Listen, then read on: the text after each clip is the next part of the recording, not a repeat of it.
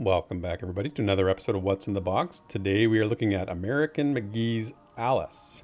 Now, this was a game released in the year 2000 by Rogue Entertainment and directed by American McGee. And the game was also ported to Xbox and PlayStation in 2011. It was really well received. This one I wanted to take a look at because the box has a lot going on, which we'll talk about in a minute. But let's look what's in the box first. And we've got, of course, the usual registration card. As always, get your free stuff if you let them know all your details.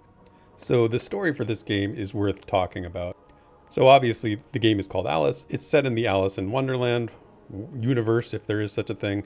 It's technically the third installment in that series or story because Alice in Wonderland is the first book by Lewis Carroll. The second book is Through the Looking Glass. And this game picks up right where Through the Looking Glass left off. And the story of this game is Alice returns to her world after her adventures, finds her parents have died, I believe burned in a house fire. And her role then is to discover, your goal as the player is to discover what happened to her parents. And to do that, you are admitted to a mental asylum. And while you're in the asylum, sort of wasting away, the White Rabbit shows up again and summons you to Wonderland. And that's where the game begins. You are tasked with restoring your sanity, your mental health, trying to uncover what happened to your parents, and you go on adventures through it's all themed in the surreal and, sort of whimsical nature of the Alice in Wonderland universe. And this game was really well received. So let's look at the casebook. This is the game manual, but it also gives a lot of story background to the game. And I really like how this manual is set up. It looks real, it looks realistic. You've got the physician's name on the front, date you were admitted, 1864, November 4th. Just Alice is your name, no last name. Yeah, I really enjoy I enjoy manuals like this. There's a lot in the manual, as you'll see. So let's open it up. On the back here, we have an inscription, and it says, it's hard to see, but it says property of Rutledge Institute, which is where your doctor was, where you were housed, and your doctor was trying to cure you. And this gives the doctor's journal and notes, basically talking about all the efforts that were made to help Alice recover from what happened to her, get into the memories that she's holding, and try and analyze a lot of, obviously, psychological stuff going on. We've got the Cheshire Cat in a tree there. And an interesting thing about this is that in an earlier version of the game, you could actually summon the Cheshire Cat to fight alongside you as sort of a companion. That was cut in the final release, but there are screenshots out there of the game that show the Cheshire Cat as your summon companion. They are out there, but it's like a lot of that, pre-release screenshots that show things from the game or features that don't make it into the game. We saw that recently on the channel in the Jedi Knight and Dark Forces games. There was some of that going on. So yeah, it's kind of an interesting little fun fact for you there. And moving right along with the manual, then we've got more notes. Should mention there are many different artists credited on the game, but the sketches in this book are credited to Ben Hall. And the casebook is actually designed by Joel F. Thomas Jr., who are two of the artists listed amongst many in the credits.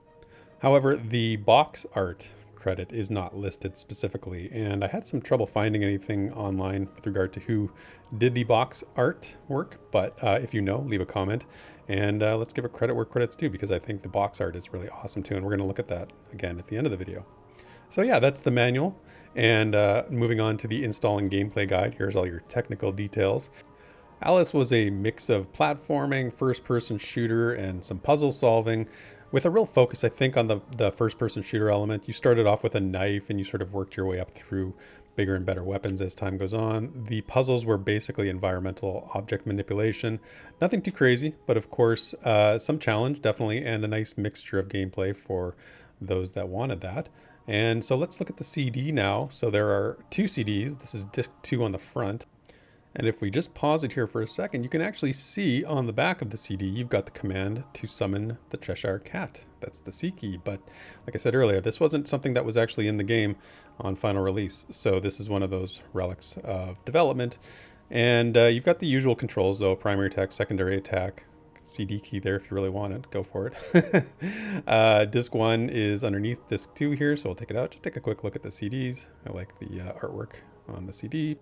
Now, unlike some games of this era, you couldn't play the CD in like a standard CD player to listen to the soundtrack. Now, the soundtrack was available it was available separately, and actually it was created by Chris Vrenna, who is the former drummer for Nine Inch Nails, the band, which is pretty cool and fits with the Alice theme 100%, in my opinion. And you can still buy it. You can still get it available, and you're listening to one of the tracks from it in the background here. So let's talk about the cover of this game because it's awesome and it has a really cool story. So you'll see on this version, you've got Alice holding a bloody knife with some blood stains on her apron and the Cheshire Cat beside her, looking very skeleton-like. Now, this was the original design for the box. There are two other versions out there, one with Alice holding a ice wand and another one which she's holding a deck of cards. And in both of those versions, there's no blood stains on her apron, and the Cheshire Cat looks a little bit more like a healthy cat than it does in this picture. As to why they changed or offered different covers, obviously one, as with a lot of games when they're released in different countries, Germany in particular gets a lot of variations due to some of the content laws that are there and were there at the time. The game is rated M, which was actually one of EA's first games to have that mature rating on it, according to an interview with American McGee anyway.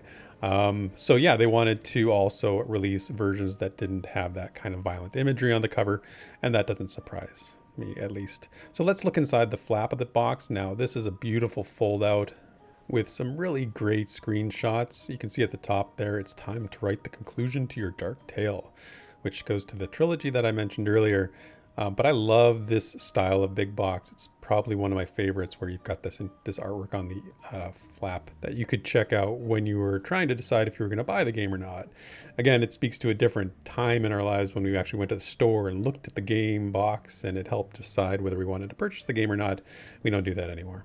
So in terms of pricing for this game as a collectible, you'll see the price check on the screen there from Price Charting, and this is complete in the box, and new and sealed is quite expensive, even complete in the box. But the definition of complete in the box for this game is a little challenging because there is actually quite a few collectibles that this game has.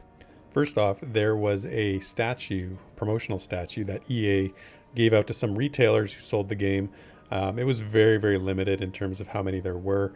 There was also one that had Alice and the cat together, and I believe there's only 3 of these released or created by the publisher. And then in 2004, there were some action figures actually created.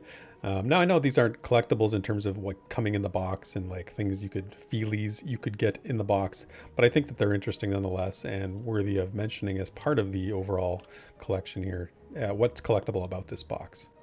And with that, that'll wrap up our look at American McGee's Alice, the big box version for PC.